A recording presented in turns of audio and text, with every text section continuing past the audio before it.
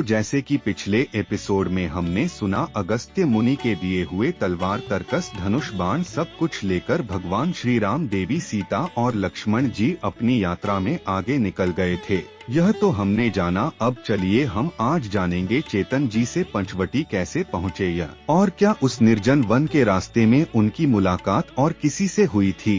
भगवान श्री राम, देवी सीता और लक्ष्मण जी महर्षि अगस्त्य मुनि के आश्रम से उनकी आज्ञा लेकर उन्होंने दिए हुए धनुष, बाण, तीर, तरकश लेकर और तलवार लेकर आगे बढ़ रहे थे। दूरी 2.5 योजन की थी। पंचवटी पहुंचना था। चलते चलते संध्या का समय होने को आया और रास्ते में उन्हें एक विशालकाय गिद्ध मिला। देखने में वो बड़ा भयंकर प्रतीत होता था। वन में बैठे उस विशाल गिद्ध को देखकर लक्ष्मण जी ने श्री राम को कहा, समझ आता है कि शायद ये मायावी कोई राक्षस है।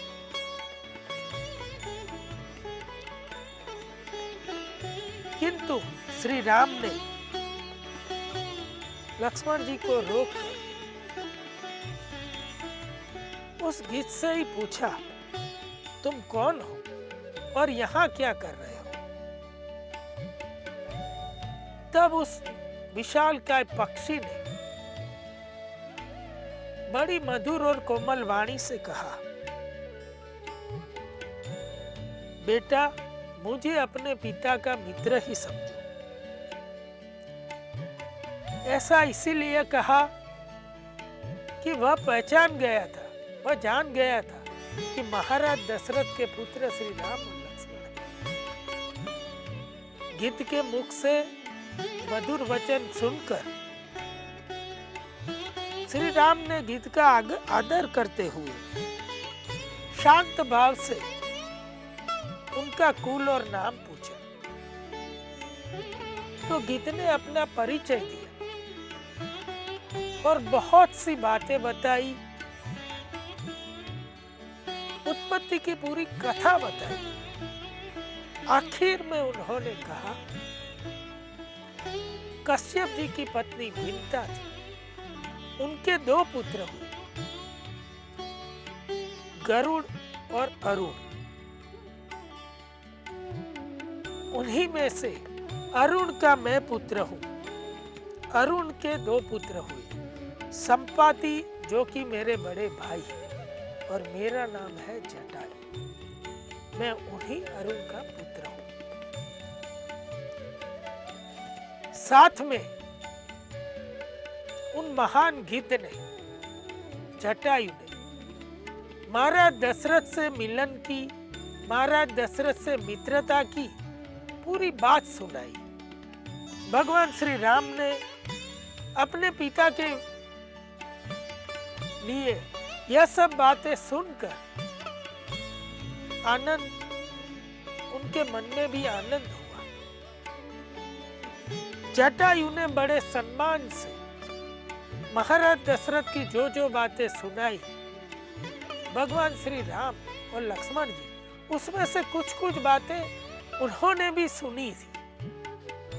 किंतु जब उनके पिता भी इस दुनिया में नहीं थे, जब उनके मित्र का मिलना और उनके विषय में ऐसी मधुर बातें बताना, श्री राम को यह सब बातें मोहित कर गई। जटायु से यह सब बातें सुनकर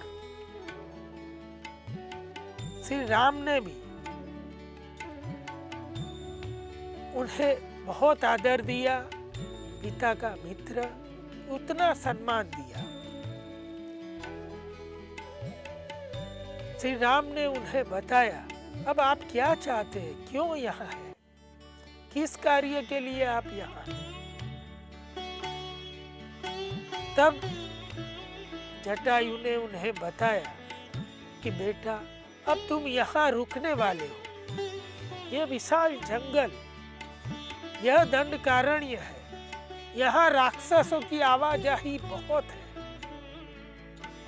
और तुम या लक्ष्मण कभी भी आगे पीछे हो सकते हो, तो मुझे तुम देवी सीता का ध्यान रखने के लिए यही तुम्हारे पास निवास करने की आज्ञा दो। सीता हमेशा मेरे संरक्षण में रहेगी, इस भाव से मैं यहाँ रुका हूं। श्री राम ने उनकी बात का स्वीकार कर लिया और यह सभी बातें करते आगे वे लोग बढ़े। जब पंचवटी पहुंच गए, सुंदर मनोहर दृश्य देखा। फूल खिल गए थे, कई ऐसी फूलों से आच्छादित जगह देखी। पक्षी चहचहा रहे थे। वहां गोदावरी नदी का जल, शुद्ध जल दिख रहा था। वहां पहुंचकर श्री राम ने लक्ष्मण जी को बताया कि लक्ष्मण, तुम यहाँ एक सुंदर सा आश्रम बनाओ, उसी में हम निवास करेंगे। श्री राम के मुख से लक्ष्मण जी ने जब यह सुना, तब लक्ष्मण जी ने यह बताया कि स्थान की पसंदगी आप करेंगे, क्योंकि मैं सदा आपकी आज्ञा के अधीन रहना चाहता हूं, अतः आप स्थान की पसंदगी कीजिए। तब भगवान श्री राम ने एक समतल भूमि देखी। सुंदर स्थान देखकर उस स्थान पर बहुत से वृक्षों से घिरा था वो स्थान। उस स्थान पर बहुत फूल खिले हुए थे और वह स्थान पवित्र गोदावरी नदी के काफी नजदीक भी था। तभी उन्होंने लक्ष्मण जी को बताया कि तुम इधर ही सुंदर सी कुटिया या आश्रम का निर्माण करो, हम लोग यही पक्षीराज जटायु के साथ निवास करेंगे। श्री राम के ऐसा कहने पर बलवान लक्ष्मण जी ने उस जगह शीघ्र ही आश्रम बनाने की तैयारी शुरू कर दी। कुछ ही देर में सुंदर सा एक छोटा सा आश्रम बना दिया, एक छोटी सी कुटिया भी बना दी। बहुत रमणीय कुटी का निर्माण देखकर भगवान श्री राम ने लक्ष्मण जी को गले लगा लिया। ऐसी प्रतिक्रिया दी कि जैसे लक्ष्मण जी बड़े अच्छे वास्तुकार हो। भगवान श्री राम ने बताया कि तुम भी विश्वकर्मा जी के भांति इतनी सुंदर मनोहर ऐसे आश्रम बना सकते हो, ऐसी कुटिया बना सकते हो। मन मोह लिया। लक्ष्मण जी जब श्री राम के मुख से यह सब बातें सुनी, लक्ष्मण जी वे भी बड़े ही आनंदित हो गए। सीता जी भी दोनों भाइयों का ऐसा वार्तालाप देखकर वह भी मंत्रमुग्ध हो जाती थी। इतना प्रेम दो भाई के बीच देखकर उसे भी आनंद आता था। जटायु भी यह सभी दृश्य देखते थे, उनको भी आनंद आता था। भगवान श्री राम ने प्रसन्न होकर उस आश्रम की वास्तु शांति की। सभी ग्रह नक्षत्र देवी देवता भूमि का पूजन किया। सीता जी ने भूमि का पूजन किया, चौखट का पूजन किया, एक दीप प्रागट्य किया। उसके पश्चात वे तीनों ने आश्रम में प्रवेश किया और सुखपूर्वक उस आश्रम में वे रहने लगे। रोज निरंतर अपना नित्यक्रम उसी आश्रम में तीनों का चलता रहा। जटायु भी उनके संरक्षण में वहीं रुके रहे। नित्य नियमित जल्दी उठकर गोदावरी नदी में स्नान करते रहे, अपने नित्य पाठ पूजा करते रहे, शस्त्र विद्या का अभ्यास करते रहे। सीता जी भी दोनों भाइयों की सेवा में लगी रही। लक्ष्मण जी दिन रात श्री राम और सीता जी की रक्षा करने में लगे रहे। जटायु जी सीता जी का ध्यान रखने में लगे रहे। सीता जी दोनों के लिए जितनी बन सके उतनी गुरु कार्य करके सेवा करने लगी। इस प्रकार उनका सुखपूर्वक समय बीत रहा था। जैसे कि आपने बताया कि भगवान श्री राम, देवी सीता, लक्ष्मण जी जटायु के साथ पंचवटी के आश्रम में रहने लगे, तो फिर ये बताइए चेतन जी, राक्षसी शूर्पणखा तो पंचवटी के आश्रम में ही आई थी, वह कब आई थी और क्या हुआ था उस समय, पूरी घटना आप बताइए। एक दिन भगवान श्री राम, देवी सीता और लक्ष्मण जी गोदावरी नदी में स्नान करके अपने आश्रम में लौटे थे कि तभी राक्षस राज रावण की बहन राक्षसी शूर्पणखा उनके आश्रम पर आ पहुंची थी। शूर्पणखा ने जब देवताओं के समान शोभा पाते हुए श्री राम लक्ष्मण को देखा, तब वे उनसे मोहित हो गई थी। शूर्पणखा का मुख बहुत ही भद्दा एवं कुरूप था। शूर्पणखा बड़ी बेडोल थी, लंबे पेट वाली। उसके नेत्र बहुत डरावने थे। उसके बाल सफेद काले बहुत लंबे थे। शूर्पणखा का रूप बड़ा ही विभत्स और डरावना विकराल था। कर्म में भी दुराचारिणी थी। हजारों वर्षों की वे बुढ़िया थी।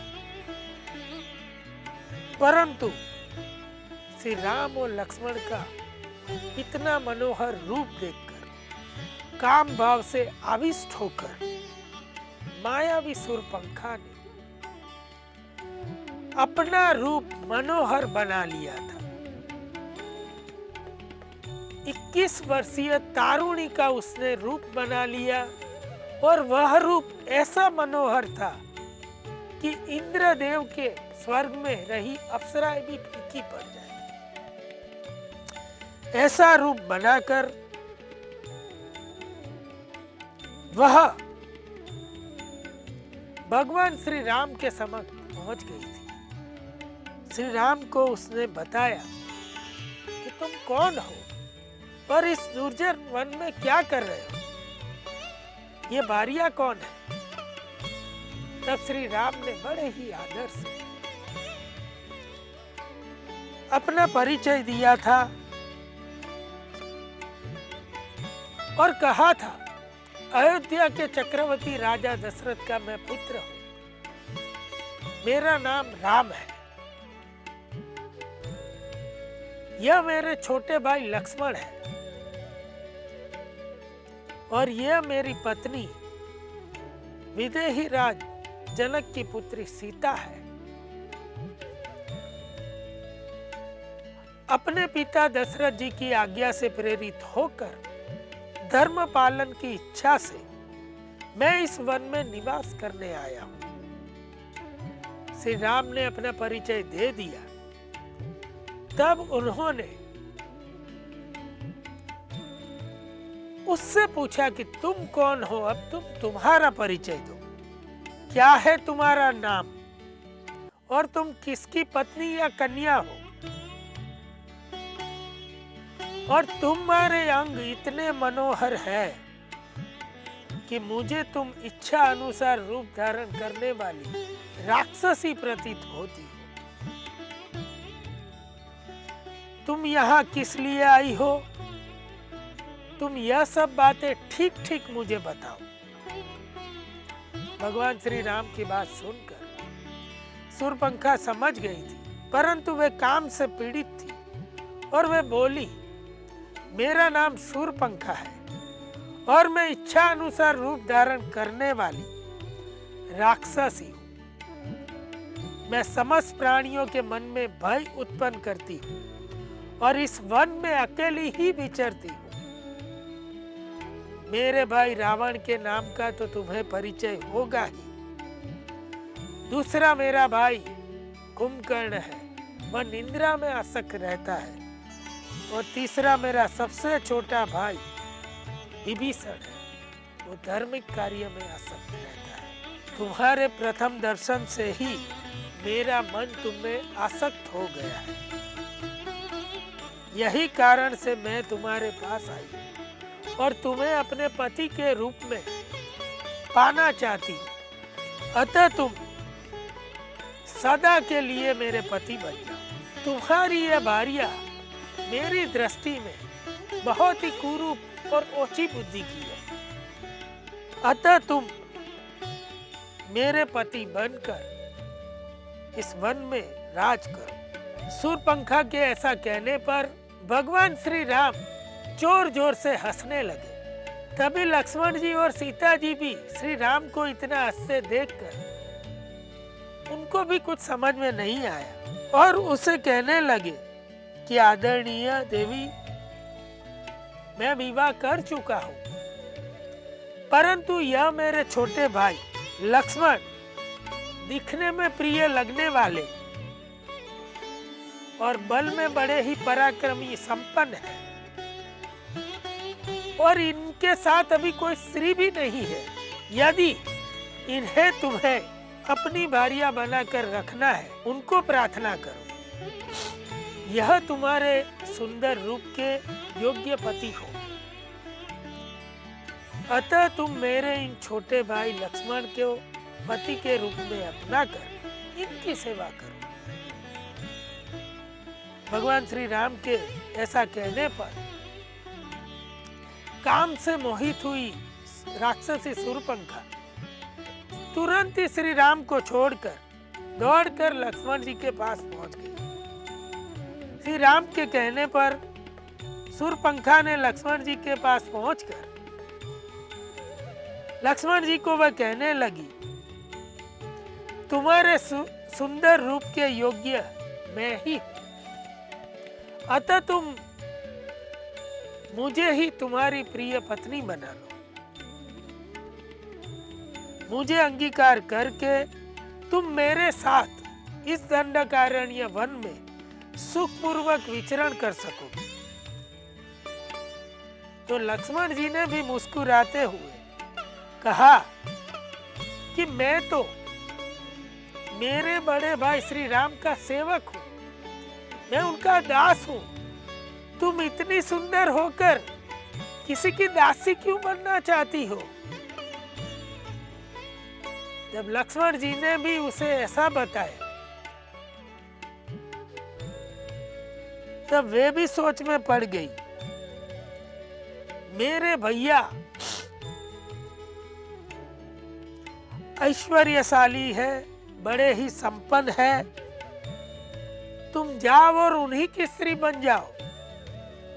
तुम्हारा इतना अद्वितीय रूप कोई दासी बनने लायक थोड़ी है। लक्ष्मण जी ने भी उसे ऐसा बताया। शूर्पणखा की समझ में कुछ नहीं आया। दोनों भाई भी इस प्रकार मुस्कुराते हुए एक दूसरे के पास उसे भेज रहे थे। लक्ष्मण जी ने परिहास करते हुए आगे बताया कि तुम उनके पास जाओ, तुम्हारे सभी मनोरथ सिद्ध हो जाएंगे।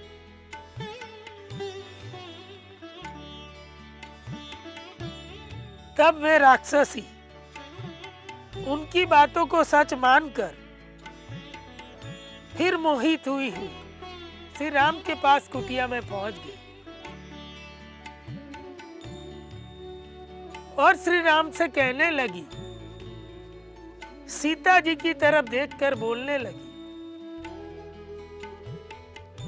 मुझे लगता है तुम इस स्त्री की वजह से मुझे आदर नहीं दे रहे हो और ना ही मेरा स्वीकार कर रहे हो। तुम मुझे नहीं जानते, मैं अभी इस स्त्री को खा जाऊंगी और तुम कहोगे तो उस लक्ष्मण को भी खा लूंगी। और हम दोनों ही सुखपूर्वक यहाँ निवास करेंगे। तब भगवान श्री राम ने ऐसी बातें करती हुई शूर्पणखा को रोका और उसे कहा कि तुम जहां से आई हो वहां चली जाओ। ना मैं ना लक्ष्मण कोई भी तुमसे विवाह नहीं करेगा। तब आगे शूर्पणखा और क्रोधित हो गई और कहने लगी कि प्रतीत होता है अभी भी तुम इसी स्त्री में आसक्त हो, इसीलिए तुम ऐसी बातें कर रहे हो। अभी तक तो मुझसे बहुत ही मधुर बातें करते थे। यह सब परिहास उस दुर्बुद्धि राक्षसी को समझ में नहीं आया। तब उसने क्रोध में आकर सीता जी के प्राण लेने की बात कही और कहने लगी, और जैसे राम को धमका रही हो इस तरह कहने लगी, अगर तुम मेरी बात अब नहीं माने तब तुम देखना कि मैं सीता को खा जाऊंगी, लक्ष्मण को भी मार दूंगी और तुम्हें जबरन मेरा पति बना दूंगी। भगवान श्री राम और लक्ष्मण मन ही मन मुस्कुरा रहे थे और सोच रहे थे कि ये दुर्बुद्धि राक्षसी किसे क्या कह रही है, क्या सोच रही है, उसे कुछ पता नहीं। तब बहुत देर तक समझाने के बाद भी किसी तरह वो नहीं समझी, तो लक्ष्मण जी ने उसे थोड़ा धुतकारा और कहा कि अब तुम जाती हो कि नहीं, जल्द ही यहां से निकल जाओ। लक्ष्मण जी की ऐसी बात सुनकर वह शूर्पणखा उस अपने रूप को बदलकर अपने भयानक रूप में प्रकट हो गई। इतनी डरावनी और बड़ी विशालकाय बन गई और मानो कि वह तीनों को खा जाएगी। इस प्रकार का उसने भयानक अपना रूप बना लिया और उसने सोच लिया कि वह तीनों को मार देगी। इस एपिसोड में हमने सुना कि श्री राम और लक्ष्मण जी ने जब शूर्पणखा को मना कर दिया तब वे अपना मायावी सुंदर मनोहर रूप छोड़कर विकराल राक्षसी के रूप में प्रकट हो गई और उसने श्री राम, देवी सीता और लक्ष्मण जी पर हमला करने की तैयारी कर ली। दोस्तों, अब अगले एपिसोड में जानेंगे राक्षसी शूर्पणखा और श्री राम लक्ष्मण जी के बीच में आगे क्या हुआ। तब तक के लिए हमें आज्ञा दीजिए। धन्यवाद। राम जय सीता राम, राम राम जय सीता।